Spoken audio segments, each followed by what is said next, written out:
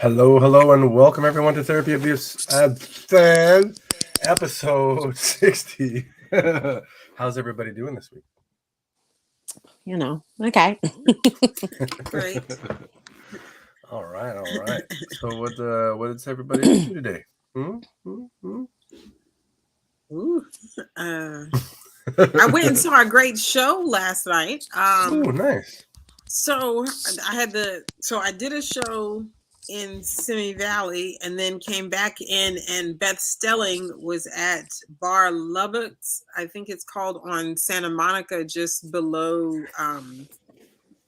Fairfax, and she's fantastic. HBO Max special. I think Daddy's Girl, or I think it's called Daddy's Girl. She Emmy nominated last year for her special. Oh wow! Nice.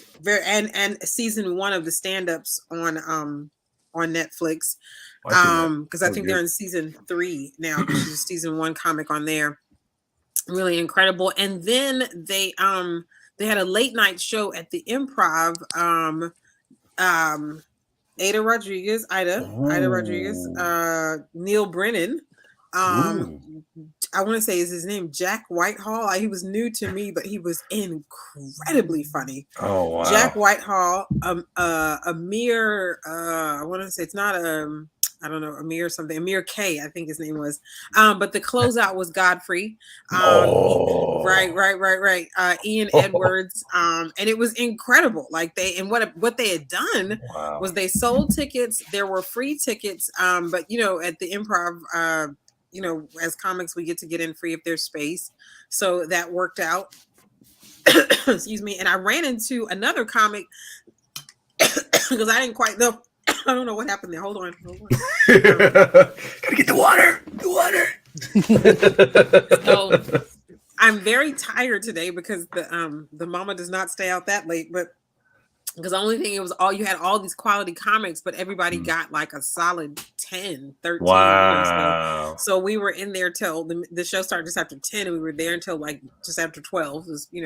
Because the Mark, I want to say Mark Hayes, he's Scottish. Yeah. And so he did a nice length up top. And then he did a little bit of time between comics. He's very funny though. Oh wow.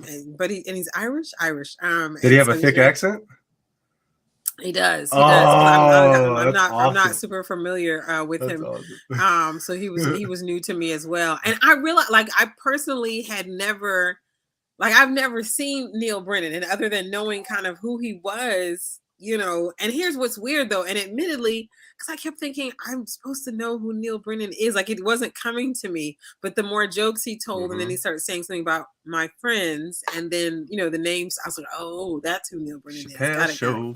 Right. But he talked about Joe Rogan.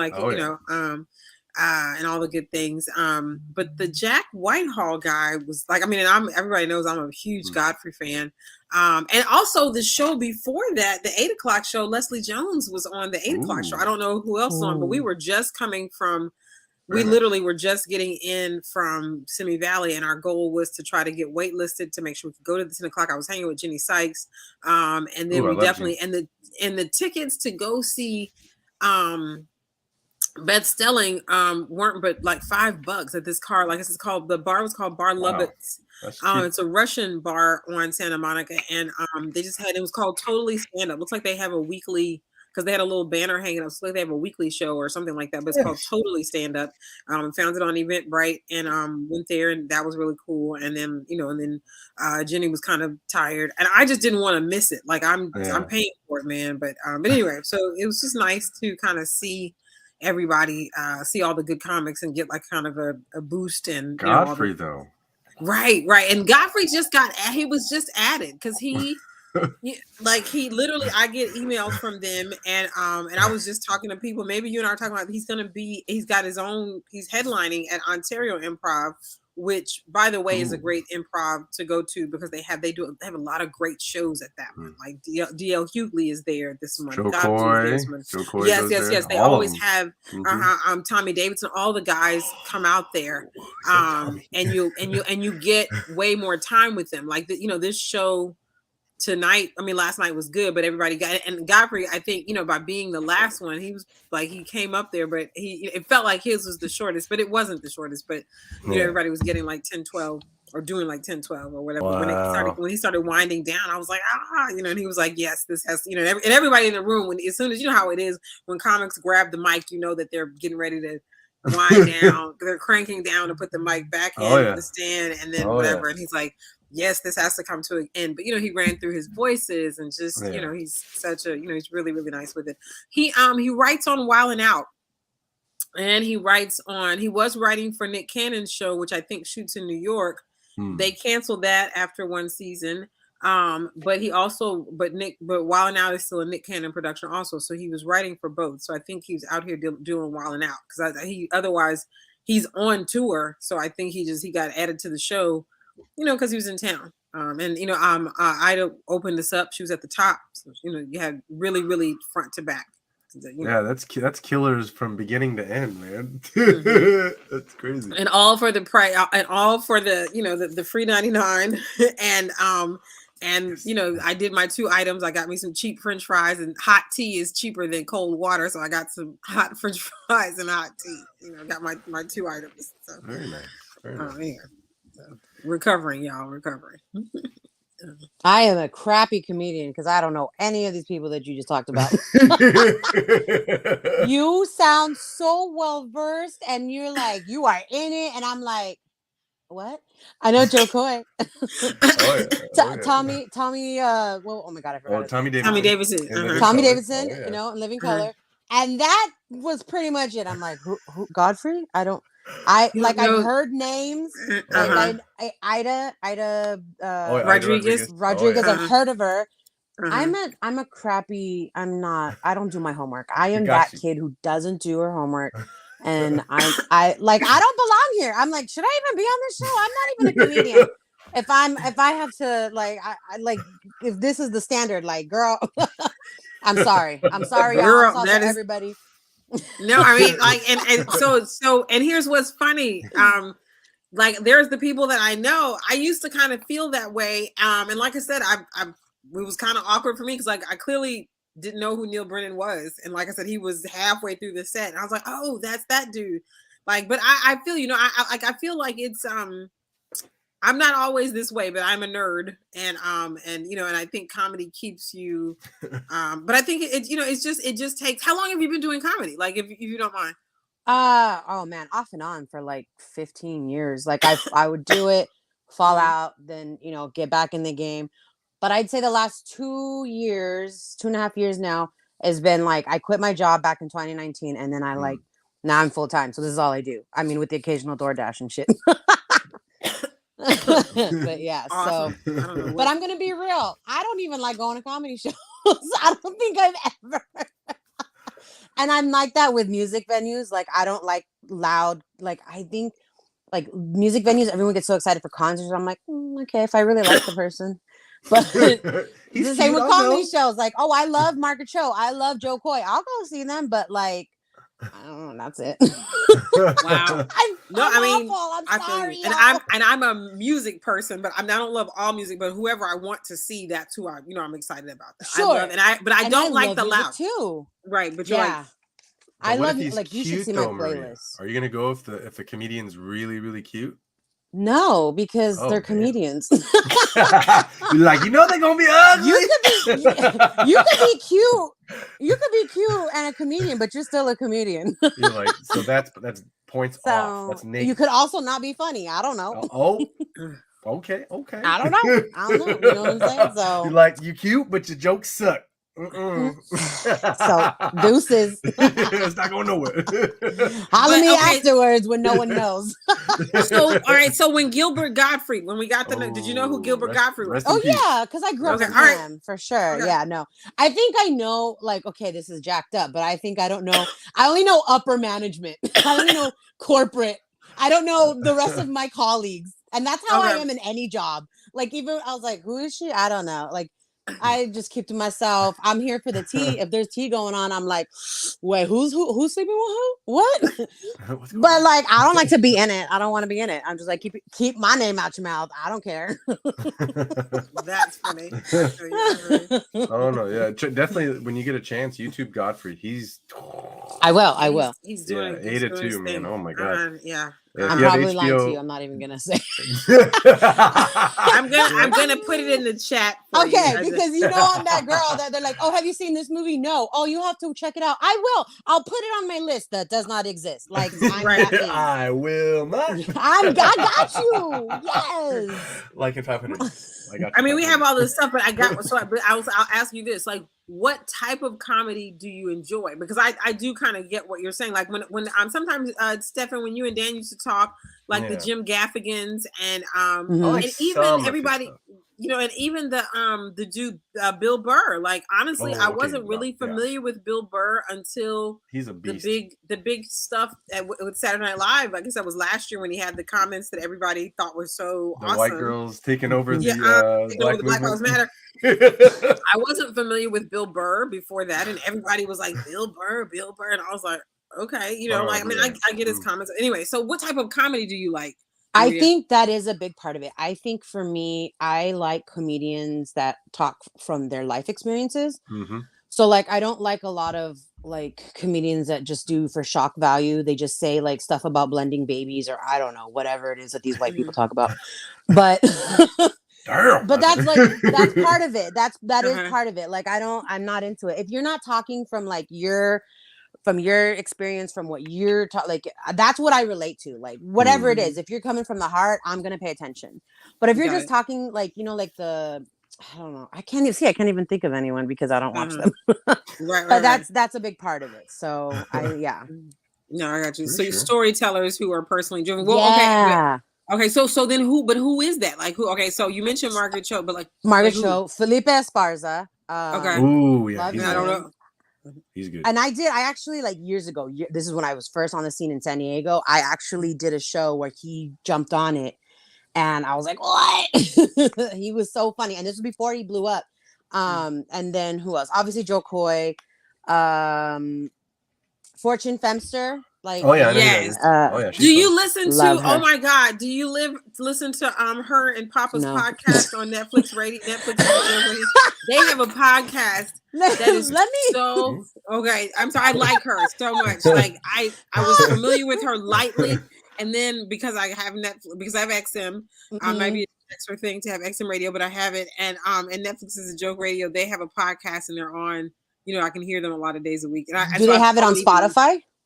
That's a good question. I'll look that up. I'll say this: there is a small chance that I might listen if it's on Spotify. We're on Spotify. Okay, let me. Okay, there you go. I will look. Fortune Femster, but I said Fortune Femster. Who else? Okay, let me think. She's like, that's my list. I know, right? No. Jim Gaffigan. I do like his stuff. Gina Brion. Okay. See who else. I just watched one recent. Oh my God, Michelle Buteau. Okay. Yes, you know what? Michelle Buteau is very funny. I heard of her on her show first, but then Netflix is a joke. I'm getting up to speed, but Michelle Buteau is funny. Okay, yes. And I mean, off the top of my head, that's probably like. And then there are some local, like I guess, local. Like Angela Johnson. She's not local, but like Eric Schwartzman, I know him. I like his stuff. Eric Schwartz is good. Schwartz or Schwartzman? Schwartz. Sorry, Schwartz. My bad. Schwartz. Yeah, Schwartz. Like Schwartz, right? The guy from Grown Ups with Adam Sandler. Not that guy. No. The bald Jewish Mexican guy. Well, he's Jewish. Oh, okay, not the same guy. That's for sure. He opened up for Joe Coy. Very nice. Right. Okay, that's Stefan. I could swear you told me about this dude. I know who this. He might have been the one who opened up his show on the 26th. Yeah, bald with glasses. Bald with glasses. Yes. Love him. Oh my gosh, who I just like. There is a few like local, but like honestly. Yeah, I'm not like totally, but like most of the time, like I'm a nerd, but like I was at home last night playing video games, and when I'm listening to podcasts, it's like stuff like paranormal and like true crime. That's the kind of shit that I listen to. Like, no, I feel you. And Yeah. it looks like she's on the podcast that she's on Netflix is like just on Netflix already, but looks like she does have a Sincerely Fortune, like her own podcast. And I, like I said, I was the one I was specific, I can't talk specific about was the one on Netflix as a joke, but it doesn't, but it looks like she has her own, which I've now learned something new. She's got Sincerely Fortune, nice. Which probably is on Spotify. We'll check it before the show is done. Anyway, so just curious about that. Yeah. Well, anyway, I'm like a C average student. See, right? Okay. Like a C average student. And I think there's more You're C passing. average You're students. You're passing. Yeah. You're passing. You're C's passing. Get Yeah. degrees. Yes, C's get degrees. Tell it. That's right. Amen. I never went to college, but I mean that's what they say. I got my graduating average, my GPA. I think it's like a 2.62. Like, and that might be generous. It might be. You made it. We might be related. That's all that matters. I am an underachieving Asian. I am a bad Asian daughter. Bro. You are not the minority. I'm fat. I'm not married to a white man, and I am not good at math. So you like Asian food, though, right? Yeah, but we just call it food. Oh, okay. Right. Okay. That's funny. That's a good one. Okay. Actually, we call it ulam and baon. and what is the other one? Ulam and I can't remember the other one. Anyway, that's not. That's Tagalog? Yeah. Okay. Ulam is your protein, so that's like the meat or whatever, and then baon is your lunch. There you go. And tabo. Tabo is what you wash your ass with in the bathroom. That's right. The original bidet. Yes. That's why I was like, everybody out here buying bidets during the pandemic. You ain't got a bucket in the house. You ain't got a little Jack in the Box cup left over. Like, right. what? Tabo. Oh my God. Oh yeah, that's right. It's all about the top. That was one of the jokes that he said on the Joko show. That was really I was like, he ripped that shit from me, but also fucking right. Everybody cultural, things. Yeah, for sure. Oh yeah, but no, that was a good show. That was a good show. Yes, I'm pretty sure I saw that one. I mean, that's how I. No, yeah, he did a joke about that, and he did a joke about his mom trying to have him fill up the tabo. Oh, I don't remember that. Oh, yeah, this is one of the newer ones. He's, she's all yelling for him to fill up the water in the tabo. God. This one's like, why do you got to fill that water up for your mom? And then he goes into the bathroom, and the mom's just sitting spread eagle with her legs just fucking, and he's just walking in the bathroom like, and she's like, what? That's where you came from. Oh my God. Thank God my mom can't say that to me. I was a C-section baby. We good. Oh, yeah. I'm like, no, it's not. My daughter was a C-section. Oh, and I was born feet first too. Wow. My son, I was born feet first. Feet first. Oh, okay. Okay. You call that breech, baby? Not breech, breech. Yes. And there's like a, I guess like a, I don't know, like a folk. I don't know. Like they say that when you're born a breech baby in the Philippines, like in Filipino culture, you have like healing powers. Oh, okay. Oh, wow. So that's cool. So, but here's what my mom gave me as an example. She said that if you like in the village, if someone gets like a tinik stuck in their throat, which is fish bone, so call it tinik, and they're really tiny, right? So if it gets stuck in there, good luck. But she said that when in the village, when someone gets a fish, like the little tinik stuck in their throat, they find one of whoever is in the village that was born breech, like who was, born feet first. And they bring them over to have them massage the throat to get the fish bone out. And I'm like, wow, as a kid, I was like, oh, that's cool. Because my mom had me do that one time when she had it stuck in her throat. Oh, wow. But like, if you think about it logically, if you massage it, it's gonna come through. Like, it'll probably help in general. Yeah, I wasn't that impressed as I got older. So anybody could do it. In other words, what you're saying. Basically, but that's the like folklore in the Philippines. One of that she told me. Yeah. Let's let her have it. Let's let her have it. No, I mean, I felt cool at the time. So what else? I was like, yeah, I'm a bruja. What's up? Superpowers, right? Superpowers. Right? I can get rid of fish bone stuck in your throat. Holla at me. Come here, let me save you. Got you. Get straight. Chew your food better. Oh my God. on that note, we are going to slap our way into the next topic. I see what you did there. That's right. That was good. Trying to find that transition. I'm trying. Just going. I like go it. right into that. Will Smith, Chris Rock, the Oscars. Or as they say, the slap that was felt across the world. Damn. Oh my god. Honestly, though, bro, I was on stage. 4. Say what? Oh no, I said we're in season 4 of the controversy. Like because every there's a new word. It's got a season. First the season was the slap itself. Then this season was Jada's fault. Then it was what will the Academy do? Then it was the response to the ban. Season 4 he resigned. Season 5 he's banned. Season 6 Jazzy Jeff. Jazzy Jeff says my friend is human. I don't know what has got me. I don't know what I'm going to do. I'm trying to make it here. Season 7, Harry Lennox, who's one of my favorites, African-American actors, like he should give it back. And I'm like, I love you, Harry Lennox. I know you haven't won one. You deserve one, but this isn't that moment. I don't know. Anyway, you were going to say, well, I know we're going to keep talking about it, but. Yeah, no, but that's good though. The season. Yeah, you're right. That's exactly where we're at. She said you were on stage. When it happened, I was like the comedian, I think like 2 comedians before me, he mentioned it and I was like, what? So I had time to look it up and I was like, damn. So I like, as soon as I got on stage, I made the comment like on that same night and I said like, and still I say it now, like y'all forgot West Philadelphia, born and raised. Like he didn't grow up all, like I grew up in the hood too. I have seen men get the ass beat for less. You know what I'm saying? So, and I understand why there's like all this like hullabaloo about it, but I'm just like, yo, if it was anywhere else, like nobody would have bat an eye. Like everybody like, damn, well, he has a point.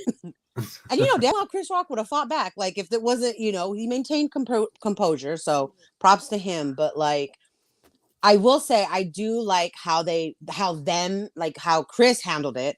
He was like, he didn't press charges because, and I don't condone violence. I'm just going to say that for the public. Don't condone violence. I know. I'm like, can I cuss on here? I feel like of course. Okay, great. Fuck around and find out. You know what I'm saying? Like, that's what happened. And so I was like, you know what, damn, Chris, go ahead. Like, I give him mad props for how he handled. He's like, I'm not calling the cops. Like, this is like someone said, like, it's family stuff. Like you keep it within that. Like, they don't need to be involved. Like, there's no. And I guess, and like I said, people have been had their ass beat for less. So, but props to him for like maintaining composure and just being like, mind your business. Like, don't like, why are y'all still talking about it? Like at the Comedy Cellar, I read in New York, he was like, you better lower your expectations. I'm not commenting on that shit. I thought that was cool. I thought I was like, it's like, oh my God, like, all right, get over it. Like it happened. Oh yeah, and that's all I'm gonna say about that. There's a lot of comedians who do what's called again crowd work. And a lot of what's interesting is for those who don't go to comedy shows or don't watch comedy, then for them it's kind of like, oh my God, right? So it's they need to like get to some shows. Okay, that's just what comedians do. It's crowd work. Right. There's a lot of comedians that are way more worse. Vicious than that. That was it wasn't even that bad in my opinion. That was a kiss. No, that was a kiss. He he could have been like, man, it's still March. When's August coming, right? He could have come up with something in that realm that would have been he could have gone way deserving. Worse, honestly. No, that's what I'm saying. He could have said something that was deserving of an actual legit slap. Right. But what he said, I was just kind of like, that's some fucking weak shit, dude. You're going to go up there, you're going to slap the fool for that shit? Wow. Right. And I mean, ruin an incredibly huge night for everyone. Yeah. I mean, like I think Summer of Soul, man. Like Summer of Soul, which just all this just happened after we did our thing, and this is just kind of a sidebar. We'll come back. Yeah. Summer of Soul, Wonder Years, Colin in Black and White. Plus a couple other things that are white people driven that I don't know about. I'm with you. all got nominated for Peabody Awards. And the Peabody Award is extremely prestigious. Like Mark, it's kind of like the Mark Twain. These prizes that we don't know as much about, like we do the Oscars. But what you call them? Key and Peele got a Peabody Award for their work, and that's so awesome. it's a very prestigious prize. And the nominations came out, and there were like 3 Black projects. And that one, and so a friend of an old friend is the showrunner for this new reboot of the Wonder Years. That's African, and Saladin got a nomination. And the whole thing. And like I said, Summer of Soul. That was when I was like, oh my God. And I saw and like they call it in black and white. So Ava's company, Array. So I put when I said congratulations to Saladin, I put Peabody So Black hashtag. Just because it's exciting to see. To see. We'll say that the script flipped a little bit, if you know what I mean. And so anyway, just good stuff. So just so you know. Here's the thing. I haven't watched the Wonder Years because I didn't watch it the first time. So like it's not like I'm excited about what they've done with it. Do you know what I'm saying? Like you can't beat Don Cheadle is nominating. Dule Hill is the dad, and Don Cheadle's amazing. Don Cheadle's amazing, and so you can't beat what they've got going. But I didn't watch it the first time, and other than the fact that my friend is someone that I know personally is helming, literally helming it. I've been meaning to watch it. I've seen the trailers. It looks really good. Yeah. I'm in support of it. Man, I'm gonna sound like I don't like white people very much. I love everybody. Well, I love everybody. I love the crazy crackers. But I am part cracker too. Damn. You're so crazy. But I love watching because growing up, there wasn't a lot of diversity of any kind on TV. Right. Let's just keep it 100. Not at all. It was like, whoa, there's milk on TV. Right. I'm just saying. Right. So there wasn't really Bruce Lee eventually, right? So just seeing anybody that could kind of look like me or were friends of mine was like, fuck, this is representation is extremely important. It's something that I don't think, I mean, we got some stuff today, but I still don't think we're quite there at the amount of things that need to be put out there. It shouldn't take Joe Coy since he came out till now to be able to put on a fucking TV show, right? He's just now being able to get it on. That's some fucking bullshit. He should have been they should have gave him that shit a while back, dude. But the rate of the pace of change is always so slow, like based on to me, what's on the ground and what we understand as really fire and happening compared to the rate of change in the actual marketplace. With those in power too. And they're just slow. The annual Peabody winners are a collection of 30 stories that powerfully reflect the pressing social issues and the vibrant emerging voices of our day.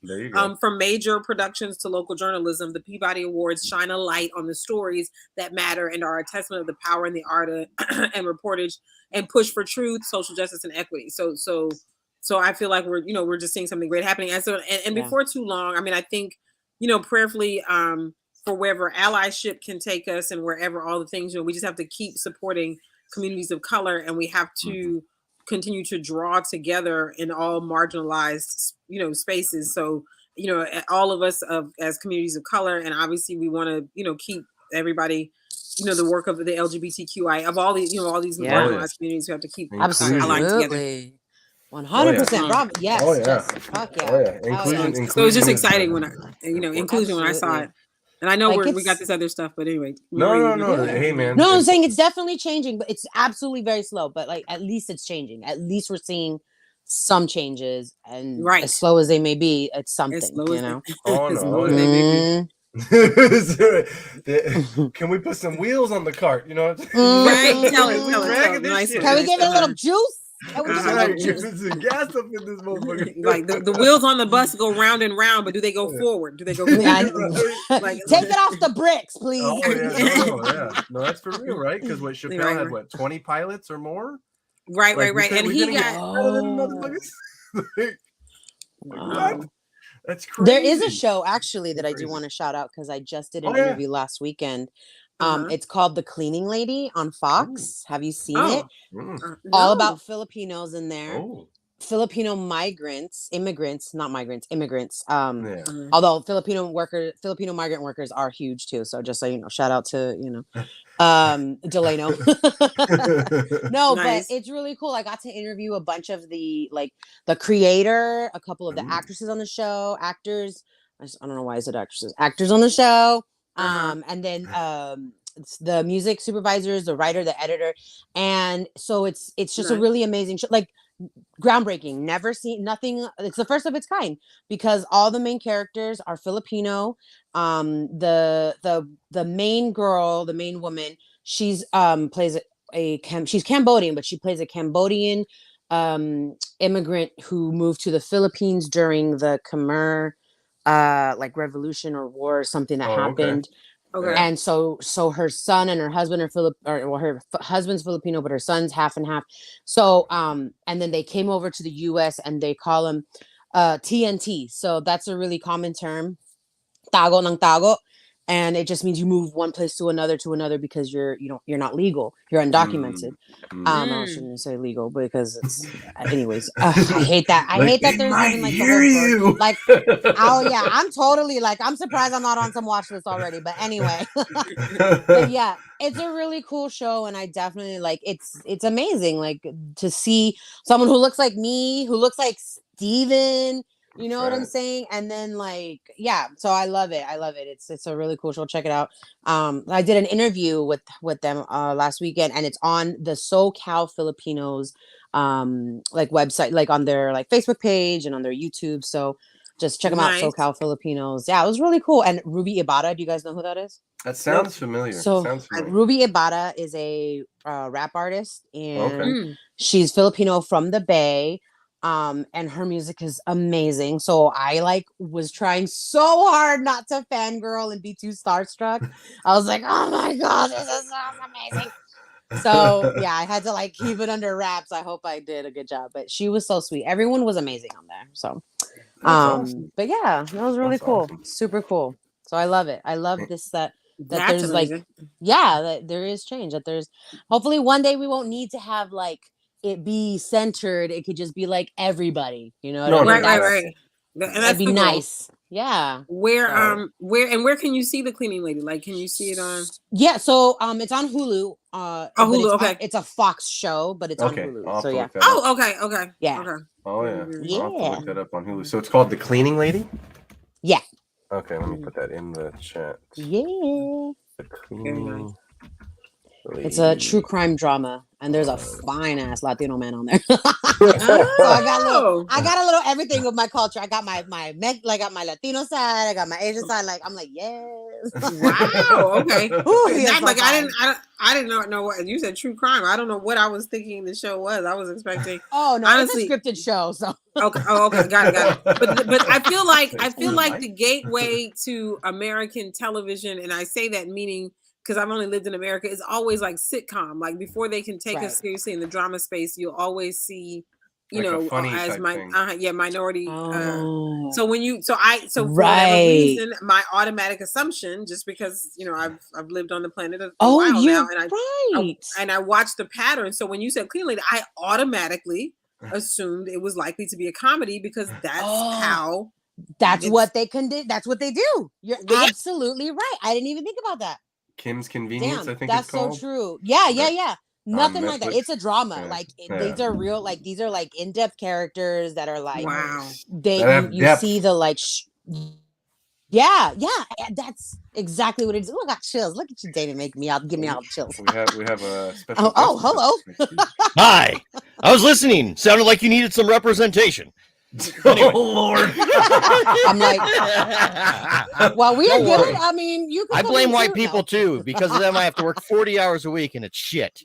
Yeah, fuck those fools. I mean, hey, I gotta mute. I gotta mute the one I'm watching. See, look, that's you in the past.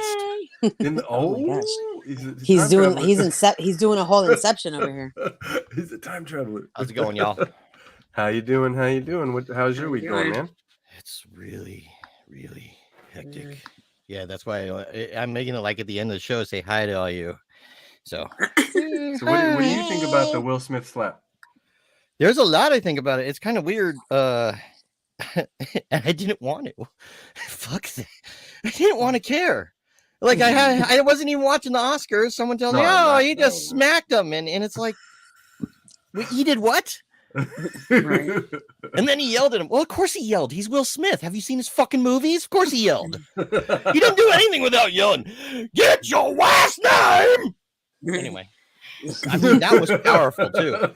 But here's the thing about it. It's like, it was funny as I'm watching it, because I've been an insecure little man at times. I'll admit it. And what it was is I think, and there's like people blaming Jane. It's like, yeah, you can't blame her. She's part of the equation, but you can't blame her. like maybe she's part of the equation. Maybe the turmoil over the last year got him all pissed off. And in that moment, he's like, I'm going to regain my manhood on live TV. Slap. Oh, shit. That was a mistake. And I think he thought of it. It was a mistake as he's doing it. You watch that shit in slow motion. Yeah. And he's like, oh, no. Why am I doing this? It's hilarious. Sorry, I'm loud. So No. It's the White Claw. It makes us white guys crazy. It makes you crazy. Yeah, that's what we're all drinking when. So are you okay with people coming up on stage and when people are doing crowd work and slapping you in the face? No. Actually, I was really upset with the Academy because it turns out, as TMZ reported, they never even asked him if he would leave. Oh, they said they did. No, but they never asked him, and you got to give it to TMZ. Every once in a while, it's just awesome what they bring up. But they're the only ones finding some stuff. But right, and it's weird because a lot of people that I talked to felt like that didn't ring very accurate, like because this immediate release that he had been asked but he refused didn't ring very clear to some people. And I usually don't think that, well, they're just lying. I just kept thinking, but how does he get to refuse? Like, how, like, what do you mean? The same way those other abusers refused. I mean, they didn't leave the on screen, but I won't get into that. But at the end of the day, he was never asked. So it was a lie. Do you know what I'm saying? Like, because I'm just like, there has to be a way that if this is y'all show and you tell someone at the show that you need them to leave, or at least come backstage. And then the other thing is, I just feel like nobody was thinking fast enough to give him his award backstage. I felt like there was no way on earth that he should have been allowed to. I mean, and I have much respect. I'm a big enough fan. I have to say I'm a big enough fan, but I have, but I don't think he should have been allowed. Hold on, I'm sorry. You okay? Okay, sorry, I have a son, and I just heard groping and tripping and stomping and noise and things. So sorry about that. This is we work from home. I just felt like there was no way on the planet that he should have been allowed to even get on stage to accept that award. Oh no! And my heart just broke for Chris all week long, literally. And then somebody had the nerve to put out like a trumped up apology from Chris. And so when I saw that, like it got pulled down relatively quickly because it was a fake apology. But I was like, but I got to see it. So I'm thinking, what in the fuck? Why is he apologizing? So I was depressed further. I can't get that emotions back. And then so when I was talking to somebody about that, I was like, but y'all, can you believe Chris apologized? And they're like, Chris didn't. So we got to the bottom of it, and finally, whoever his people are went swiftly into motion. Because you could not, because I literally got to read it and read through some of it, but by the next day when it was discovered, you could not find it anywhere. Oh, wow. And then finally, every search was like fake apology, and then finally you found one that said if you read the apology that starts off with this wording, which is what it did, that was fake. So I was just like, so it was just. And I agree with Dan and Maria. Like none of us wanted to care so much. However, we did. But I think because I was more brokenhearted, honestly, for Chris, because I just felt like I love all those people, Denzel, the whole crew. But I was like, so y'all are attending to the abuser. No one is running to see if. I mean, like from moment one, he stood there, took a fucking slap to the face. Took being cussed the open-handed too. Open-handed too. Oopen-handed too. Really. Like that was a bitch slap. You know what I'm saying? Yeah, like, being cussed out, and then and everybody's attending to Will right now. Yeah. Like, oh my, and then they still and people gave him a standing O, and like everybody is so critical of whatever wasn't done. I was like, but I need to talk to somebody who was in the audience. You, excuse my French, you motherfuckers stood up and gave him some. Like everybody who's coming out against the Academy. y'all should have stayed your ass. What would have shown us something is sit your asses down. Like you should not. Like you didn't have to necessarily boo Will, but like a little bit of silence and just a little bit of at least saying we appreciate that you are apologizing to everyone except Chris.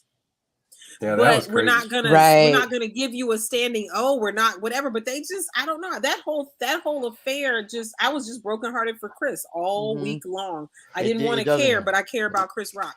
Oh yeah, no, you like I said. Go ahead. Well, I was just gonna say it didn't, you know, it doesn't help the the other outsiders' view that Hollywood is a cult. Yeah, that was pretty bizarre. Think about it. The popular kid doesn't get punished. Mm-hmm. The whipping boy gets slapped. I mean, like, it's like, because he's just a little less rich. Yeah. A little less. Not anymore. Not anymore. Oh, no. Now what's coming up now? Just a little less rich. Well, you can hit the little less rich guys, can't you? Can't you just hit them a little? It's definitely a hierarchy for sure. Oh, no. Yeah. He's not as popular as Will Smith at all. No, wait. Will Smith is a worldwide superstar. But here's the benefit of the doubt on it. A lot of people in the audience also thought it was a bit. I gotta kind of give it that. There's a lot of people that even today that don't believe it. They just don't believe it. They go, that's got to be an Andy Kaufman-esque bit. I believe it. It was never a bit to me. Like it's interesting because it was never because I was watching. I was watching close enough, even when it happened. Like we were trying. Like bit never occurred to me, but I do know. I'm aware because I know what you're saying. Because everybody who was somebody. I saw somebody being interviewed recently. Like, well, I still But I'm telling y'all, when we were watching, I was with a group of friends, and the camera. First of all, I was on. That's another thing. I was mad with the production team. I know that it was Will Packer, African American fellow HBCU grad, but I was still pretty upset with him because I'm like, so y'all are just like, Will has said, and people believe him, and I would like to be in one of his movies, so I want to pick my words carefully. He has said that he believed it was a bit. But like, I'm like, well, what? Because the camera people literally cut back to Will for reaction, which is the only way because they had cut the sound. But because I was looking at the TV and I'm very nosy, I could see I could read his lips. And when I saw fucking name wife, I said, "Oh no, this is for real." Like he's like I immediately knew that there was no joke here. Oh, the anger, because now you are seasoned enough to know the consequence of cussing like that on a live broadcast, so that you got to know that unless you're that narcissistic, you've got to know that you're disrupting the apple cart, like all 10 apple carts right now. You're turning all of them over in this But he's got money. He could pay the fine. That's also like he's not worried about. I don't think he's worried about that. Right. You know what I mean? He's almost worth $1 billion. I don't give a shit. Well, and not even the fine, but just the fact that you're disrupting the night. Like in my mind, I don't even connect with fines. I just feel like poor Questlove, poor Coda, poor everything. Right. It took away from all of the other. Absolutely. I will. Yeah. 100%. It's weird. I feel like I see from all points and all sides of like what's going on, because I feel for Chris for sure, because I will say like people had a point like, yo, people are going to start coming up and trying to like fuck with us when we're on stage, because we already get hecklers that think that they can like do what we do, whatever. And it's like I said, fuck around and find out. You going to come up on stage. We going to man or woman, I don't give a good goddamn. Like, don't even. But I also like, I feel for Chris. I feel for Will, because I will say, like, he has I'm sure in this degree, and like, and I'm saying this loosely because like, you're rich. You ain't that damn, like, but like, there's so much. I'm sure there's like one can only take so much, they're constantly in the press, and like he's being made fun of for being a cuck, like basically, which like if they have an open relationship and if they are like, and that's like the mentality that of the society, they're like, but like so I think at that point he was just like, I can't take this anymore. Like, I'm sick of people thinking I'm a bitch. I have to play nice. So like, I think something was just like, he was just at his breaking point. Right. And that was it. And I personally, I think it's forgivable. I'm like, yo, there have been, too. You know what I mean? People have done way worse. And like, this isn't like, again, not okay, but it's like in comparison, right? Right. It's not the end. It's not the end. Right. Absolutely not. I just gotta have to ask. Oh no, go ahead, Stefan. No, I was just gonna say, I want to see how many zeros are behind his apology to Chris, And then at that point, then I'll accept his apology. Here's some zeros. Because I'm gonna zeros. Starts with a zero. And it's written on paper, and he can put it in his bank. Because what that's gonna let you know is how sorry he really is. Right. Because that's really the only way they can settle this. There's either that or street justice. I don't want street justice for either. I want both of them to be living. I love and appreciate both these artists, you know. So right, I agree with that. Right. I agree with that. Seeing you know that, and then I won't get into great detail, but hearing Chris Rock's brother, I was like, oh shit. Oh, I know. Right? I because like, I don't want violence. Yeah, I don't want violence on either person. You know? No, definitely not. They've contributed. Tony or Kenny, because he's got two brothers. Like I don't know. There's seven of them, I think. 10 of them. There's 9 brothers. Right. And I know Tony, obviously we all know who Tony Rock is, but then I saw another headline recently where Kenny was like, I didn't see that one. Fight him in the ring. I saw that one. He's the one he was on. I don't remember. It was just a video. I'm a headliner and then I'm out. Like I read the headline. That's my only worry. I just don't want to see it get too out of hand. You know, I think if there's a way they can handle it amicably, that'd be great. But you know, then again, man, you know, like Maria was saying, you know, fuck around and find out. It's like the new Tupac and Biggie over here. Right. You do know that under old white guy rules, if you slap a man in public, that means you're doing a duel, right? Right. But the other thing, did anyone else laugh at this? Like, Will Smith has been an actor for so long. Then you see him yell and make that face at Chris Rock, and you're like, you've never learned how to act intimidating. Well, like you look at him, he just like an angry kid, like you ruined my birthday. Like as intimidating as I am at Denny's. Where's my coffee? I don't know. It's so funny you said that. I was so troubled. Like it was hard to watch because I said, for me, it was very clear quickly what was happening. So my heart was already aching very quickly because it was like, did that? For a second, I wasn't sure. I was like, "Wait, was that's real?" No, that was real. Oh yeah, no. Yeah, but for a second, I was like, "Is this part of their bit?" Because even right before the slap, and even during, I still didn't look like he meant it. In my opinion, like their faces. You know what I mean? Yeah. Now that I do. And speaking of which, like then shortly thereafter, we have the incident in Atlanta where T.I. goes after Lauren Knight at her open mic. There in Atlanta. He's in the room now. The only thing, like I've seen the videos, but I feel like I need more of a play-by-play.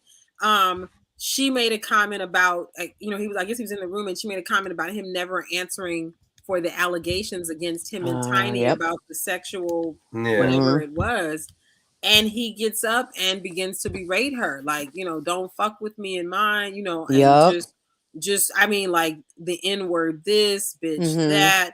Blah blah blah, and he got on stage, and if that was me, I'd have been like, "Oh, so we fighting? Because if you about to get on this stage again, it was hard to watch, and it was scary. I don't think it was scary. It was scary, but it made me woefully uncomfortable. And even when I saw the makeup footage, I was like I can't. Like I was like, well, maybe I'm a mancy pantsy comic. Like that's not even like that level of vitriol, and it seems extremely foreign to me. Like, and admittedly, I like roasting. I like roasting. I don't necessarily roast, and I like crowd work, but like I'm not ready to, like even now when I see things, I'm still hesitant to say this guy. I did Flapper's main room like a couple of weeks ago, Late Show, and all I kept thinking was that this guy looks like an old Christian Bale, and I wanted to like say, but it's hard for me to to go there. I'm more interested, not to sound crazy, I'm more interested in the stuff that I came to share with you. Yes, and I'm more interested in and if some stuff comes up while I'm on stage, but not necessarily like old Christian Bale looking at like whatever, like that's hard for Batman's here. But it's hard. I won't lie, it's in my mind, so I just have to figure out. And he actually came up and told me great set afterwards. But so that exchange. But I don't know if you guys, has anybody seen it besides me? Because it's just I saw it. Yeah. Maria, what did you think? Because you're a woman. You're a woman. What did you think? Man, so. Regardless, and I get it. Like I feel very similar to almost the same about like roasting and like that kind of stuff. Like I'll do a little bit, but like I'm not. That's not my shtick. but like it happens, and like I hate to like repeat some of the stuff like that people say, but like it's comedy, and like pretty much everything is on the table, and if it's not, that's on you. Like if you don't like what someone said, I get it, like you can rebuttal, but don't like come after her. The fact that he got on stage and then he was saying keep this out of here, I can say she was right in everything she said. This is my show and I'm a comedian, and then he needs to humble himself, because I don't know if it was before or after, but he got booed, right? At the bar. It's after. So the Barkley just happened about 3 or 4 days ago. Yes, after. So that happened on April the 4th or 5th. And then the Barkley just happened, I think, 4 days ago or so. That he got booed on. So he got booed on the. Oh my gosh, I saw the date. He got booed first, or he got. No, he argued with her and then got booed after. See, look at that was karma right there. It's karma. Right. Yeah. Oh, what would have been really great? 20,000 people. Well, if it was a bit, right? And then they like escort Will Smith out. But then like at the end of the show, him and Chris Rock come on stage and just start making out. And he turns and looks at Jada and goes, he sucks dick better than you. Holy Lord. Holy Lord. That would have been awesome. And you're going to give Dana nightmares, dude. You're going to give Dana nightmares. If we were on Clubhouse, I would put you back in the audience. I'd be like, you go back. I was like, bro, no one puts baby in a corner. I mean, see, that again is like the like old fat. I don't know what you want to say, but I'd be like, I don't know why they need to be mad about it. Like she was already hooking up with somebody else. Like I thought they had an open relationship. Like what is you guys are going back? They should have no communication. No communication. They should have kept all of their private life off the red table. Kept it to themselves, even if there was rumors. Who gives a shit, right? Because once that August guy came out, that was it, dude. You already opened up the jar. The best you could do is control whatever was coming out on that end and just leave it alone and keep fucking moving forward. And it just to open up Pandora's box and just to let it all free. Wow. I mean, knowing all that stuff too, that's the thing that people who are watching it who maybe don't understand the history of all that stuff, he's just hitting Chris because of the joke. No, there's way right. Charlemagne the God said, he said I've had enough therapy to know that Chris had very little to do with absolutely. Because they showed T.I. the camera. needs therapy too. They all need therapy. Damn. And apparently T.I. and Will Smith are birthday twins. Somebody, that makes sense. We can and I'm not. You can't make that shit up. Right. It's too real. T.I. is the unevolved version of Will Smith. Will Smith has probably had therapy, but he was just like, I can't take it anymore. And so that was like his breaking point, They just released footage of him in like it looks like near a hallway kind of entrance way into one part of their house or wherever the red table talk is or something. And it's not new footage, but Will Smith needed this footage to be out. I'm just gonna put it that way. It was conveniently put out for a reason. Because the majority of the male podcasts, I'm just gonna say it as it is, at least all the ones that I've seen, and these are really popular ones, they all call him a cuck and a simp. Yeah, like legitimately, right? So toxic masculinity. Oh yeah, so he put up the video, but it actually shows him kind of speaking up for himself at least. Yeah, because there's not a lot where it shows him, at least in that way anyway, where she's filming him and he says in a stern but polite way, "Don't film me right now." Because normally he doesn't say stuff like that. He's just very cordial, smiles, smirks, and then just goes about his way. He doesn't say anything. Yeah. And so to actually hear him tell her, I don't agree with what you're doing. Can you stop? Because you're also going to affect my internet sales, my business, my reputation, my image. You need to stop. Because she brought up their therapy and was going to sound like she was about to kind of open up some more shit. Some like real shit. Yeah. I got an honest question. Go ahead. Well, how many of you know people that have been in an open relationship? Like, how much experience do any of you have with people that have had it? One, maybe two. I mean, I've had minimal experience, and every time I've known it's when the guy is unhappy and the girl forced him into it. I've never known one where the guy is actually in the background, actually happy with it, because we have that primal goofiness. Well, I was gonna say I don't know of open. Yeah. I haven't met open marriage people, but I've also, but I do know I have friends who have multiple wives, which is different because there's a higher level of agreement. Oh, they're okay with that. You know, but us guys, if you go around, we have something in our brain that goes, no, mine, and it's really weird. It's like this old instinct from back in the day. Absolutely. Yeah. Cave. But not like, every guy is like that. Like, no, not every guy, but like, it's weird that in my experience, and I'm not saying that's everything, it's totally anecdotal, right? Mm-hmm. But that's why I ask other people, have you ever known a happy open relationship? Because every time I've met like open relationships, it ends in fire and flames, and it blows up everywhere. I'm not saying it never happens. I'm just saying my experience. No, yeah, I've only known 2 people, and it's never ended up well. Not at all. You know, like you said, there's you know, men and women deal with that mentally differently, similar but different. So yeah, one of my friends, it just ended really bad. It did not. They were under the impression it would help their marriage, and it actually made it worse. I would imagine. Now, how did we get back to Will Smith? We were somehow we had gotten the train. I'm just saying. I'm just saying that like Will Smith may have said in public he's okay with it, but deep down inside, you don't really ever know. With well, they were saying that they might be trying to act tough. You know, the Red Table Talk brought out some stuff again that I don't think some people saw, some people didn't, and then he had some stuff. I believe it was connected to that where I don't know if it was behind the scenes for that version of that particular show, but he's had his. I mean, we all. I mean, come on, it wasn't. Oh, hello. He's had his side pieces. Let's keep it real. He's had some side pieces. Let's not front and say that there's stuff that she talks about it, and one he fell in love with, and then he was told that he had to end it. Now these are not my words; it's in the video, But again, everybody has their own jealousy or whatever. But I agree that's it's definitely not for everybody, especially if you're married. That's kind of and you got kids. I can't. The Red Table Talk has always been, even when they've had conversations like with people I like, it's just that's all of it's very hard for me to watch, period, because I feel like because this is what it honestly feels like to me, and as someone who is I haven't lived the type of life that any of those folks have lived. I'm just chronologically a little bit older.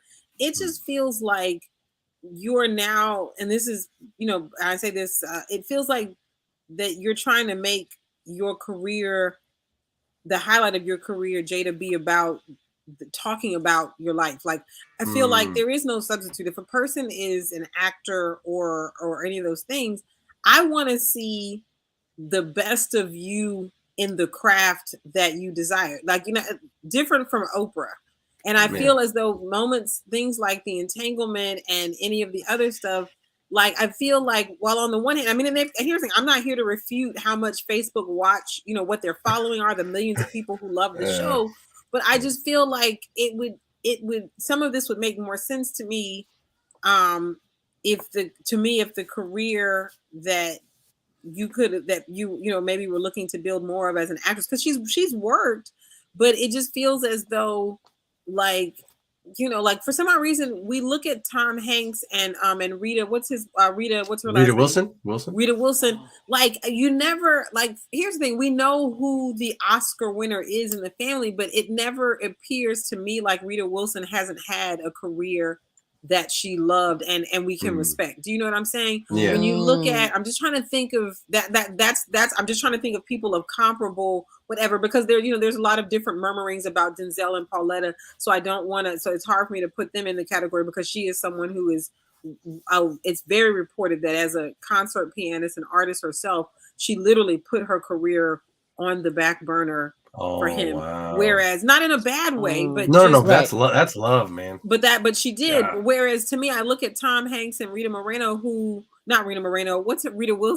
and I look at Jada and Will, and I'm just like, did you, like, I just feel like you're trying to make the highlight or the bigness of who you are come through this Red Table thing, and then because a lot of it is, yes, some of it is conversations that probably wouldn't happen in more traditional settings, and so it's needed, but then to me, when we have to watch you and Will talk about this entanglement, that's where I have to say I draw the line. That's cringy to watch. Yeah, it shouldn't have even been on there at all. That's cringy to watch, and I could.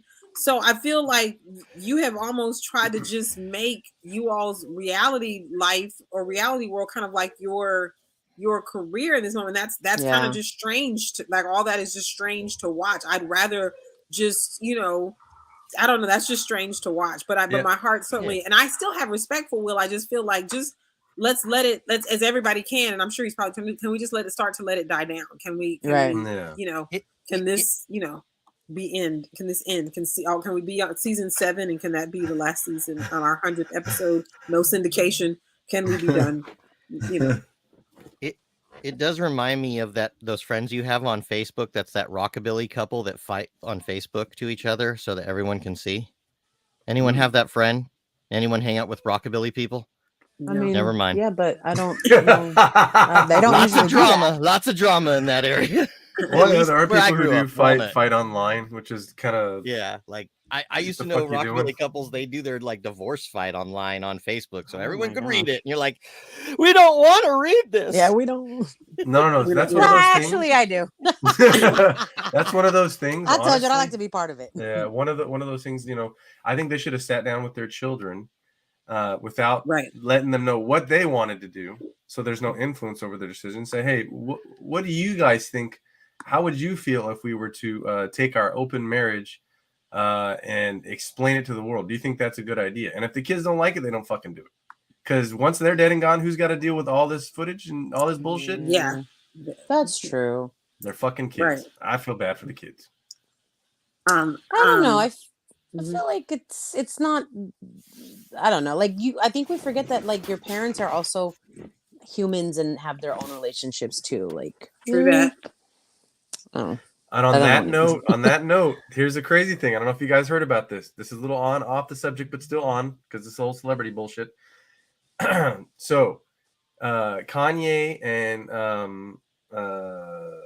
Kim Kardashian, the son was on his iPad playing a game. Stop me if you heard this one. This came out yesterday, I believe. Oh. And he was playing the game, and he went back to his mom, and he goes, "Mommy, this ad popped up while I was playing the game on my iPad. It says you're in a video and it's got extended scenes." Yeah. That's messed up. That is messed up. So what is the reality of that shit? Your kids are going to find out. Yeah. And if they don't come out fucked up from it, whoo, you got lucky. I think it's funny that Kris Jenner would release those extended scenes so late. Holy Lord. They keep famous for a reason. Keep the money going. Keep the money going. That's why Trump came out and he was on the news all over. They're like, Kanye, get your ass in there and get involved. We need to be in the news. That's how we keep money going. Hey, man, who else do you know? That I don't know, man. That shit's disturbing. That family is so disturbing. That's a whole different ball game, bro. Like, holy crap. Yeah, I'm just. And I meant like when kids are adults. I think when they're adults, they need to remember, like, okay, our parents are also, they were a couple, whatever. But children, at like little kids, yes, that's a different story. No, for sure. That's what I will say they're the ones that are like, Oh yeah, yesterday. I heard and it's you can't undo it. Well, I mean, it is what it is. I know we're out of time, so maybe next time we can talk. Because I think it's worth a conversation. I will say this, even though the T.I., I still find it disturbing that he went on stage with her. I still find it because what it also, I don't know if you guys saw it, but there's footage of this random comic at Sunset Rooftop there at Gower and Sunset being there's a couple of videos out of people. One that was predates the Will Smith slap, where this guy comes up and, the guy, they're going back and forth, black comedian, and he, the guy is heckling whatever. And he's like, what you going to do about it? And the guy gets up and clocks him, like knocks him out. And then obviously everybody heard about the gun situation with Mike Tyson, but then fast forward, I just saw a video of a white guy, and he mentioned with the long hair about this white guy. Like, I'm trying to think, does he have long hair? I can't recall. I just know that whoever approaches him like pulls him off stage and they're fighting. Like he was making jokes about being in prison, and the guy on stage, white guy, had been in prison, but then I think whoever heckled he said, "Oh well, that guy snitched in prison because he started kind of going into this what happens to you when you snitch." And I guess the more whatever, because you can't hear what the guy who's heckling is saying. He's like, "Well, yeah, he definitely snitched." And maybe he had one more time to call him a snitch, and that dude was up there and pulling him off stage. And all you see on this video is everybody get up and be like, "Yo!" Like, I think that's the other thing. Like, I have to. I'm overdue for an episode of my little series. Who's filming, not helping. But like, that's my next thing. Like, are we just all gonna stand there and go, "Oh, yo, like, what's happening?" Or is anybody? I know. Are we just like with our cameras? Like, this is what we're doing. Like, is anybody? Oh no. Well, yeah. Well, Bill Burr, you talked about Bill Burr earlier, Dana. One of his best bits is about being on the subway. And he says, "You know how a New Yorker is in a subway. So you could be there." He was there. And you hear someone going, "Quit it! Quit it!" And everybody knows there's a guy messing with his girl. Quit it! And it's like, you know what tourists do? I'm going to get involved. Stab, stab, stab. Oh, horrible vacation. And that was his whole thing. So that happens to everybody. They're like, "Are you going to go up and help me if I go up? Because that guy's big. Look at him. He's going to fuck you up. Oh, you big hooker." I'll assess the situation. If the person assaulting the person is smaller, then I'll be like, all right, let me step in. But if they look equal, like, y'all look like you bought both heavyweights, they're good. I mean, you're good. And everybody's packing. Let's keep it 100. These days, people are packing heat. You come up and say, "Hey, man, I don't think you should say that." You're gonna be like, "What was that, bro? What was that?" Shit. Yeah, I was watching Godfrey live, and Godfrey, talks about a range of topics. It can be very political, very, these things, and of course, everything he's saying, I agree with. But like, I guess somebody like bots and different things get in his live like they do on Instagram. And the other night, somebody said something about having a gun.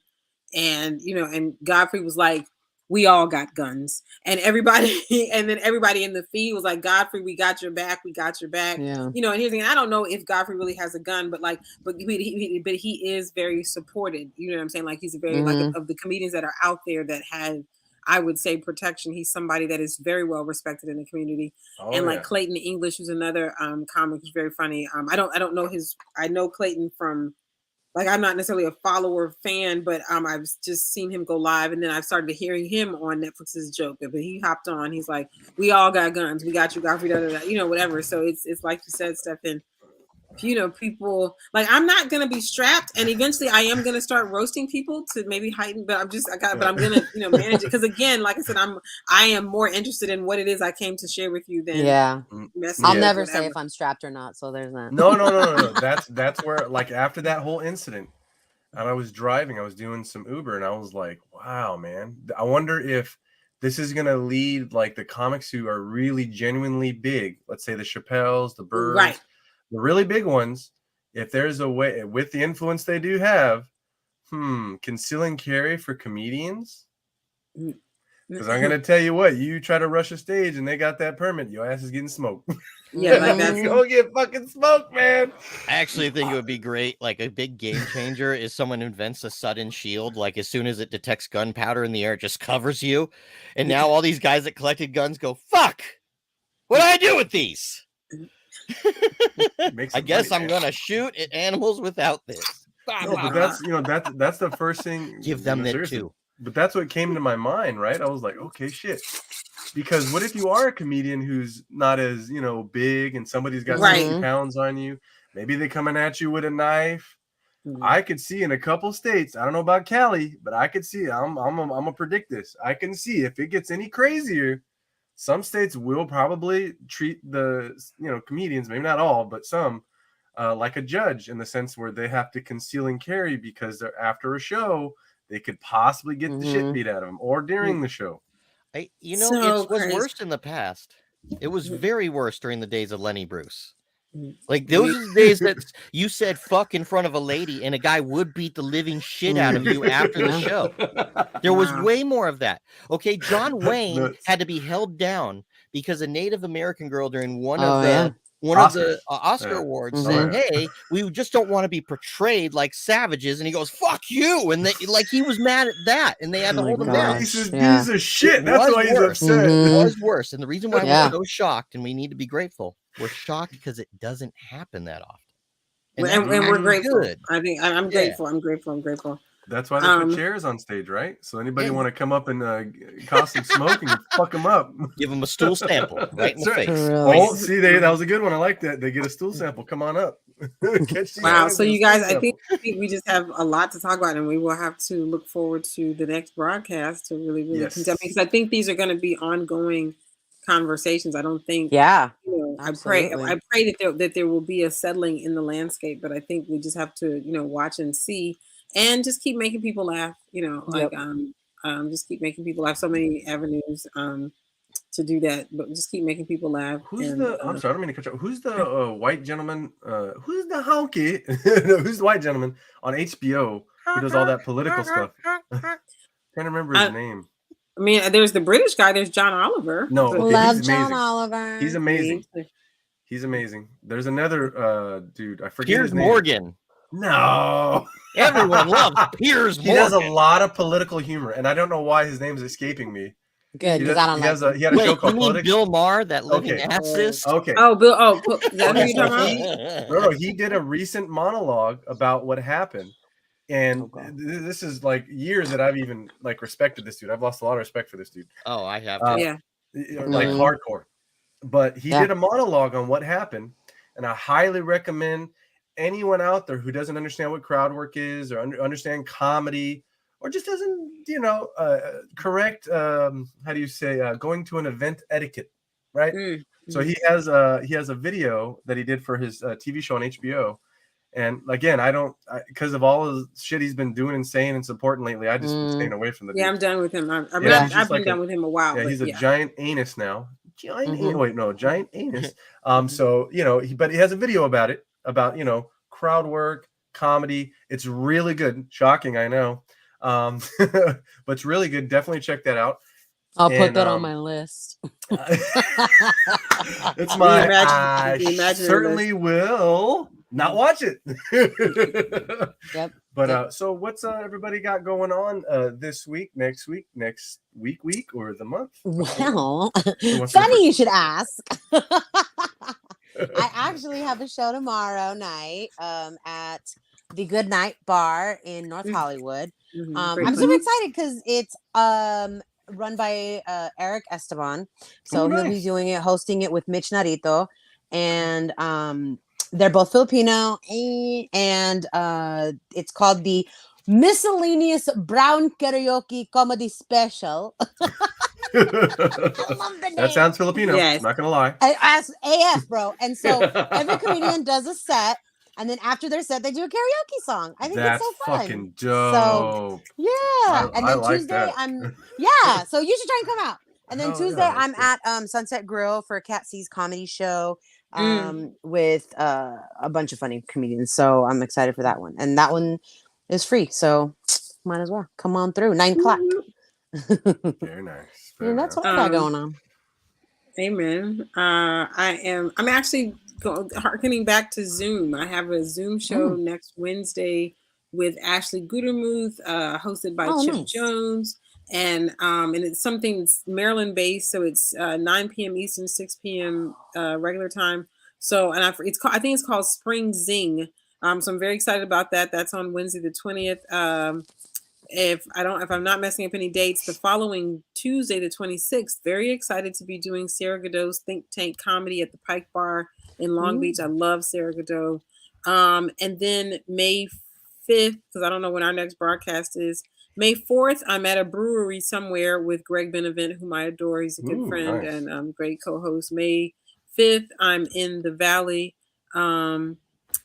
And I forgot the name of the place. I'm trying to think of it. I just did a show there with Mary Kennedy. It's a Thursday. That's all I know. And then May 12th, I have to admit, I'm excited. I'll land my plane. I'm doing Crack 'em Up Thursdays at the Comedy Store. So I'm very excited. Nice. So much respect. I love Nichelle Murdoch has put that show on for 18 years. Wow. African-American female comedy producer. She's had that room Oh my God! And the gentleman that's always in there with his older gentleman, that's Levi, but I mean, it was her, it's her Uncle baby, Levi. Uncle Levi. Yes, so it. he's always up there. Always, you walk in and such a, just feel like you're at home. But I'm excited. May 12th. It's a Thursday, so I'm so excited. I'll put that on my calendar. I'll try to make that one. Thank you. So that's where I'll land the plane. Damn. Well, I got one show coming up, not this Saturday, next Saturday, another one produced by Awesome Lynn's son. So I'm doing the Comedy Phenoms, again hosted by Georgie Valco. If you haven't seen him host anything, guys, he's hilarious. Brilliant. So doing that, I did the last Lynn's son show I did was the Dark Show, and right, I remember that. So help me find my niche. I love it. The dark and disturbing. And then I'm working on this also on top of, doing that on the 23rd. I've got my second Hecla metal album, which I'll be working on. And I don't want to name any names, but I'm actually in talks with a drummer that Steph and I both know that might actually do live drums. I'm really hoping that I get live drums on the second Hecla album because he's the only death metal drummer I know that can ever do it. So, but because Gabe, you're talking about Gabe. Shush. Oh, excuse me. Wow, we're on. Hey. No, he's talking about Dino the dinosaur. Anyways, I don't know. So it might not, may or may not happen, but made me happy because that's going to be coming out hopefully by the end of this year. Is Hecla's Plaguespiration, and it also will be free. Just buy a shirt to help me make more. Yes. Very nice, sir. Very nice. Myself, you made me think I am doing the Matriarch, a Mother's Day show with Lynn's son on Saturday, May 7th. So I'm excited about that. Like, I feel like I'm coming in May hot, like 4th, 5th, 7th, and 12th. Like, I'm coming in hot. But I definitely shouts out to our sister and our friend Lynn's son. She was one of our first guests. She was like one of our, Number 2. and just a great producer and got all the great things happening. So just big up to our sister. Oh yeah. She's got a comedy special coming out actually. Mm-hmm. So she's got her own, but she's got Invasion Asian. And even though have we had Nishi on our show yet? Maybe that's I don't think so. We definitely need to get her on. I will reach out. Yeah, so because Nishi's Invasion Asian special just came out. It's on Peacock streaming. Came out a week or two ago. Nice. So definitely one. I'll reach out. Like that's somebody we love. Definitely. Just because I feel like this is our kind of our crew. Like what I'm saying, like our extended family. Oh yeah. Who Mike with and all the things. Oh yeah, that's definitely want to get her on here. Oh yeah, I love her. She's awesome, and I'd love to hear about a lot of the interesting stuff that's been going on that she's been posting. There's been some interesting stuff that we will let her talk about. I will not. Okay. I gotta look it up. So now you got me curious. Like, what's going on with girl? Algorithm just fucking up my timeline. So I remember you guys. I know it because I definitely got to get out of here. You guys are traveling I have a to show Alabama. Late April, and I think it's the 25th. I have a show. And then I should have some stuff a little bit after that. 25th is a Monday. You have a show in what, a week? It's on Zoom. It's on Zoom. Cool. Yeah. Oh yeah. And then I'm gonna start doing some live shows soon because I have a lot of new material that I'm excited to shock, awe, and disgust people with. I look forward to it, whether they laugh or they're grossed out or they're just like, I don't know this guy anymore. Wait a minute. Sounds like you're trying to be one of us white comedians. What? It's what Maria said earlier, trying to go out and shock people. I was watching the show. I pay attention. But this is all about this is all about my life, though. That's the thing, though. It's shocking because it's actually true. Yeah. Nice. Okay. That's why it's gonna be shocking because you're gonna be like, "That's not true." And I'm like, "No, it's really holy shit." Sorry, I'm here for it. It's like it's really painful, but yeah, so it's gonna be fun. But again, we'll be back not this coming up Thursday, but the Thursday after that Thursday, and we will see everybody again soon. And we thank everybody, and we love and appreciate all of you. And thank you, Maria. Thank you, Dan. Thank you, Dana. Thank you for having me. Yes, and we'll see everybody soon. And we have right there on the bottom the Instagram. Go check her out on Instagram, and then we're gonna give that a couple seconds. All right, you got that written down. Bam. We also got this one right here. We got Dana Kill, we got myself, and we got Dan. And then we're gonna go back to 1, 2, 3, 4. Bam. All right. See, there you go. Everybody have a great evening, and we'll see everybody soon. Take care. Bye-bye. Bye, guys. Bye.